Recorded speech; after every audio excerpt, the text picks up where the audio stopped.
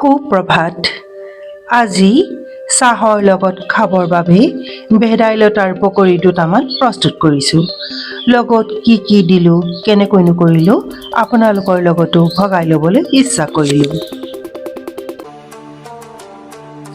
তাৰ বাবে ধুই লোৱা ভেদাইলতা পাতৰ লগত আদা, নহৰু, 3টামান পুৰঠ জলকীয়া, অকণমান পানী দি মিক্সিত পিচি ল'লোঁ।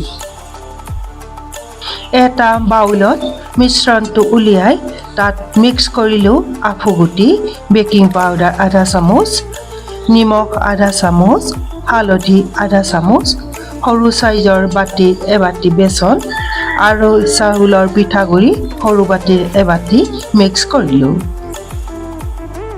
2টা সৰু চাইজৰ পিঁয়াজ কুটি লগত মিশ্ৰণ কৰিলোঁ।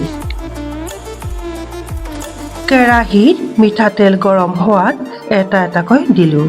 কম জুইত টান হোৱাকৈ ভাজিলোঁ। এয়া হৈ গ'ল প্ৰস্তুত। গৰমে গৰমে খাবলৈ অতিকৈ সোৱাদ হৈছে। ধন্যবাদ।